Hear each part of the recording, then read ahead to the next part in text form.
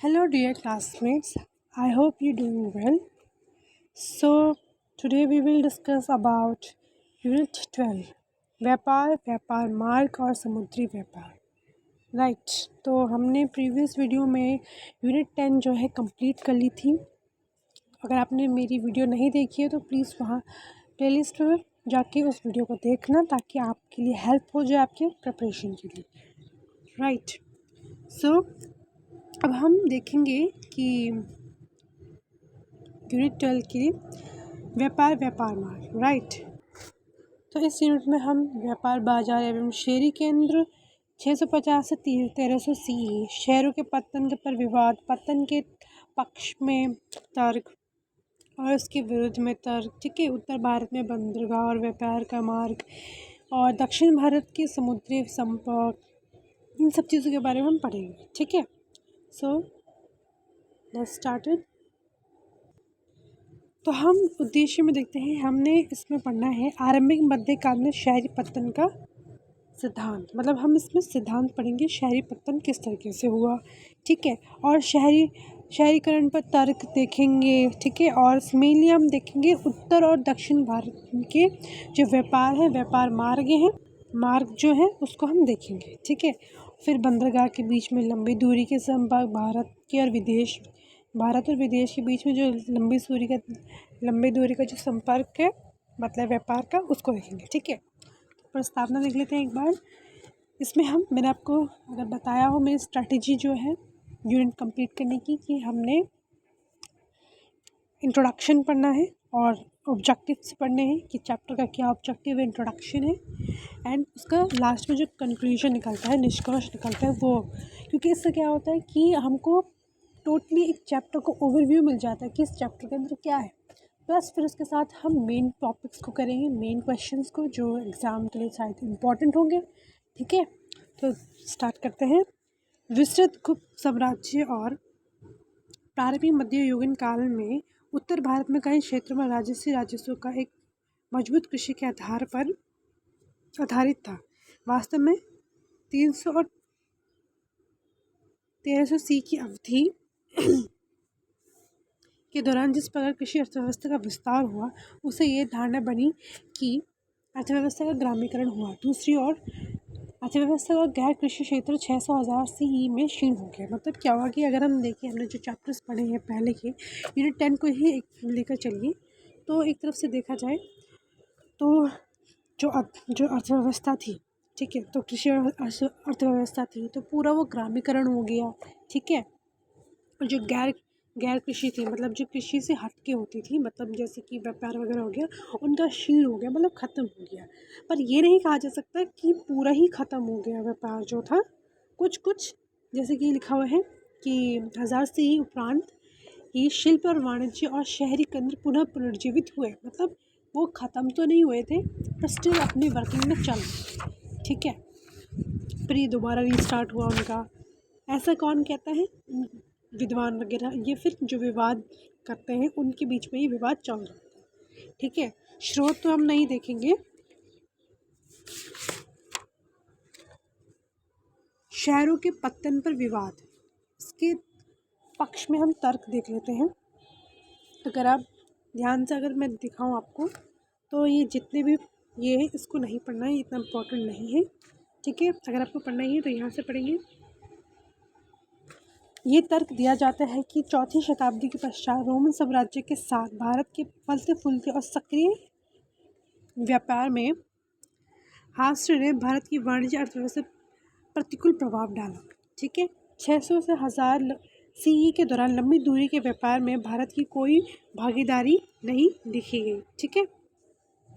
And परिणाम स्वरूप क्या हुआ कि अंतर्राष्ट्रीय व्यापार तंत्र में वस्तुओं के शिल्प उत्पादन के वित्तीय हेतु कम की ललक रह गई। कि क्या हुआ, जैसे रोमन साम्राज्य का पतन हुआ तो भारत का एक बड़ा सा जो व्यापार देश था वो उनको भारत को लॉस हो गया, क्योंकि वो तो उनके साथ रेशम का वो व्यापार करते थे।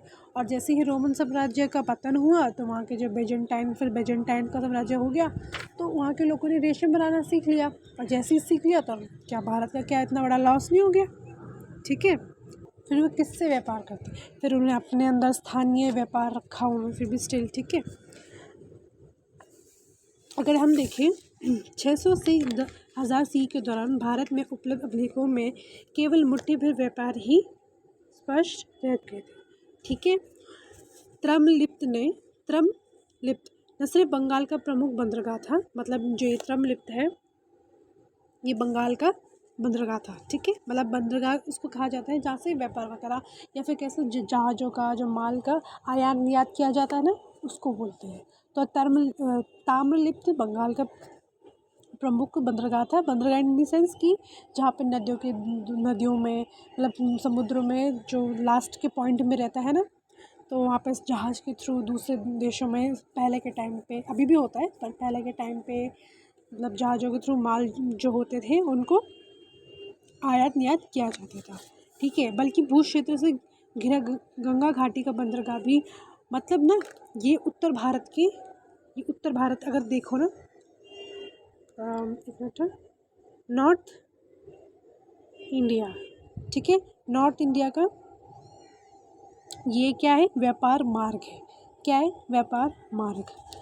तो ये कुछ नाम है जैसे ताम्रलिप्त, इनको नोट कर लेना। ठीक है, और एग्ज़ाम में ये आपके लिए इम्पोर्टेंट होगा। ताम्रलिप्त और बल्कि गंगा घाटी भी एक बंदरगाह थी 8वीं शताब्दी में जो लुप्त हो गई थी। इसके मुख्य कारण कि क्या कारण थे लुप्त होने के, कि वहाँ पे ना नदी में गाद का जमाव हो गया था। क्या गाद, मतलब जहाँ पे जैसे कोई बाढ़ वगैरह नहीं आती तो उसमें जब मिट्टी जम जाती है तो उसको एक तरफ से जमाव या गाद जमाव कहा जाता है। ठीक है, तो वहाँ पे वो रहा तो उसका लुप्त होना था, ज़रूरी हो ही गया था।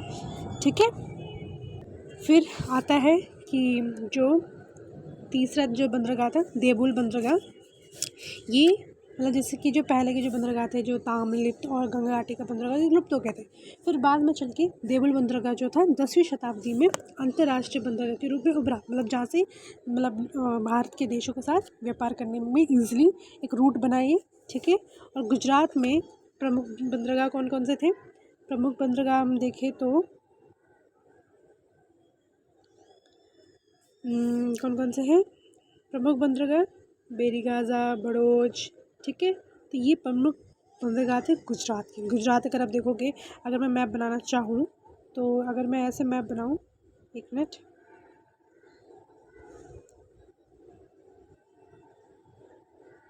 तो गुजरात अगर साइड देखो तो यहाँ पे नदी है ना, देखा जाए तो यहाँ पे नदी मतलब नदी नहीं, समुद्र है पूरा। गुजरात ये साइड है, तो यहाँ के बंदरगाह पे देखा जाएगा इनको। ठीक है,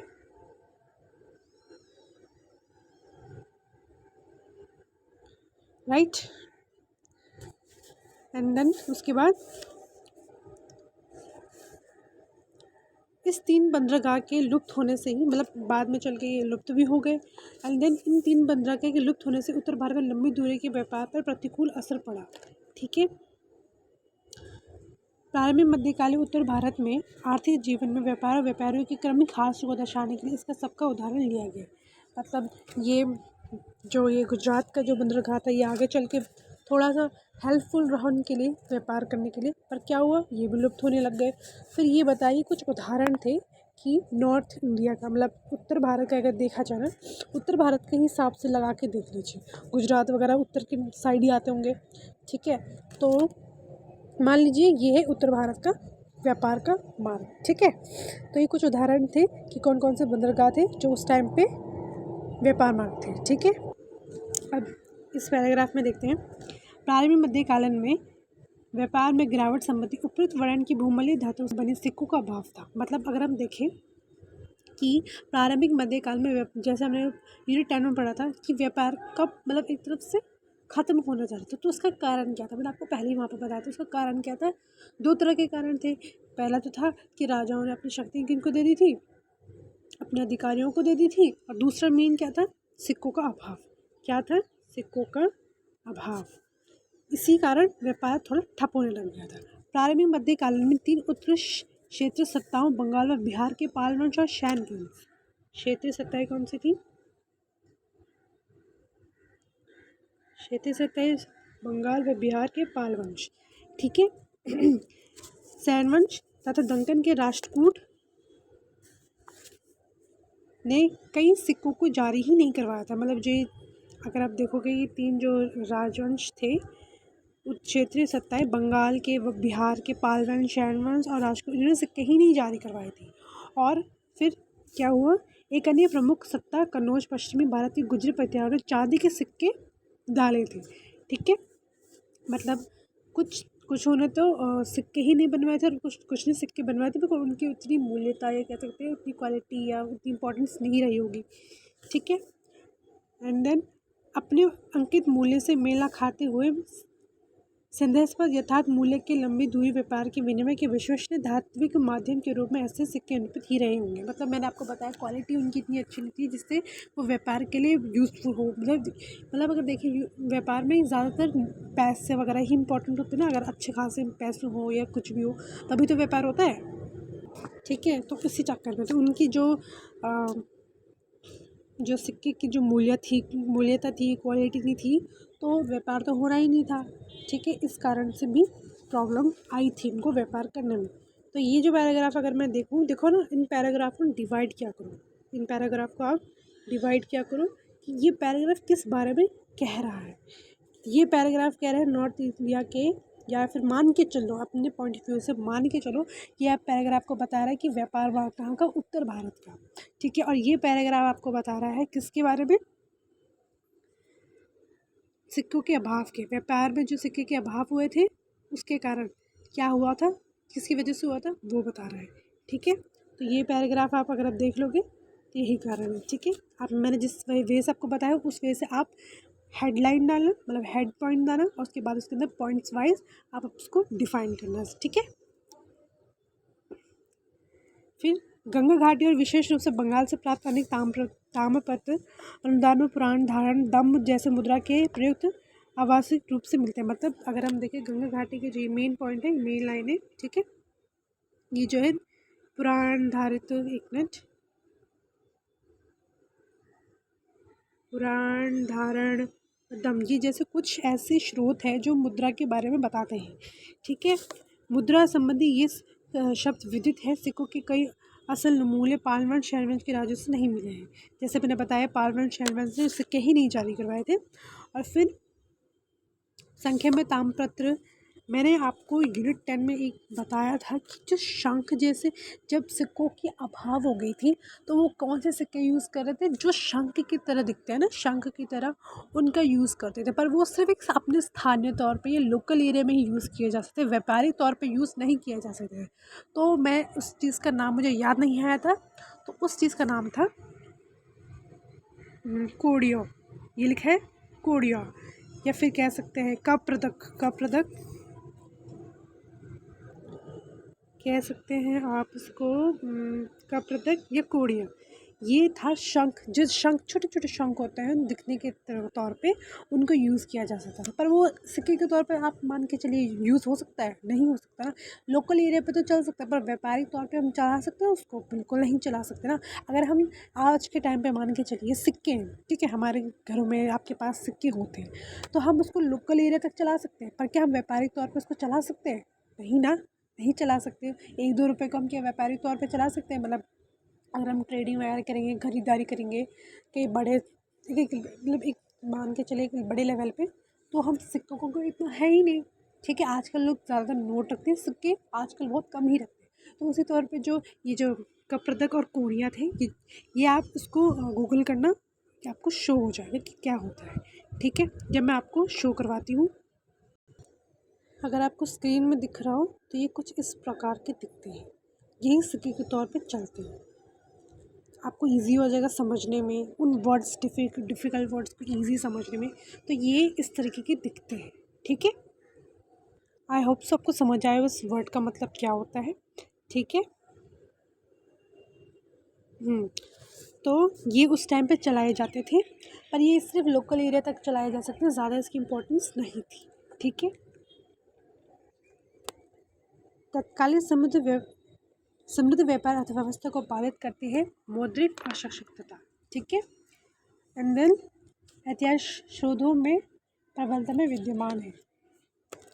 इसका परिणाम न सिर्फ कृषि पर अत्यधिक निर्भरता था, बल्कि इसमें आत्मनिर्भर ग्राम अर्थव्यवस्था का उदय भी हुआ। ये तर्क दिया जाता है कि गाँवों की सभी ज़रूरतें गाँव में ही उत्पन्न और सुलभ हुआ करती थी, जिससे बाहरी वस्तुओं को लेन देन आ जाने की आवश्यकता कम ही हुई और व्यापार के सापेक्ष अभाव ने आत्मनिर्भर गाँवों को जन्म दिया और अवरुद्ध गतिहीन बनाया। मतलब क्या हुआ, जैसे सिक्कों की कमी हुई, व्यापार कम हुआ, ऐसा नहीं है कि उन्होंने अपना मतलब जो रहन सहन या फिर तो उनकी लाइफ जो टोटली सर्वाइव करना उन्होंने छोड़ दिया। उन्होंने क्या किया कि मतलब खुद में ही मतलब खुद ही अपने एरिया में व्यापार किया, ठीक है। तो फिर क्या हुआ, उन्होंने आत्मनिर्भर ग्राम अर्थव्यवस्था चलाई। जैसे बोलते हैं ना, अपनी ही लेवल अपने ही एरिया तक उन्होंने रिसोर्सेज जो अवेलेबल करवाए खुद ही में। उन्होंने कहा ना कि जो उनकी ज़रूरतें होती थी तो वो अपने गाँव तक ही उन्हें मिल जाती थी, जो प्रॉब्लम्स आती थी वही वो सॉल्व कर लिया करते थे, ठीक है। मुद्रा के अभाव से शासकों के सामने राजकर्मियों को वेतन आदि देने में गंभीर समस्या आई, ठीक है। जैसे मैंने बताया कि उन जैसे पैसे थे ही नहीं तो वेतन सैलरी कैसे देते हैं वो अपने राज कर्मचारियों को। तो उन्होंने क्या किया, हालातों में शासकों नगद के बदले उन्होंने राजकर्मियों को भूमि मतलब पैसों के बदले उन्होंने भूमि दे दी। क्या दे दी? लैंड दे दी। इससे क्या हुआ, इसमें धार्मिक व्यक्तियों और संस्थाओं हेतु भू अनुदानों के अलावा धर्मनिरपेक्ष अनुदान देने की प्रथा में भी बल हुआ। मतलब धर्मनिरपेक्ष भू अनुदान का एक प्रचलन चल गया, ठीक है। फिर एक विकेंद्रित राज्य व्यवस्था और खंडीय संप्रभुता का भी प्रशस्त किया गया। मतलब क्या हुआ, एक विकेंद्रित इन द सेंस ये मत समझ रहे एक सेंट्रलाइज गवर्नमेंट जैसे हमारे यहाँ चलती है और स्टेट लेवल पे भी गवर्नमेंट चलती है ना। वहाँ पे विकेंद्रित का मतलब होता है कि खंडन हो गया, मतलब बट गया चीज़ों में, ठीक है। किसी एक राजा के पास शक्ति नहीं थी पूरे एरिया या पूरे एक कंट्री को करने में, नहीं, बट ये हर जगह हर अलग अलग क्षेत्र में अलग अलग छोटे स्तर पे राजा जो क्या कर रहे थे, राज कर रहे थे, ठीक है।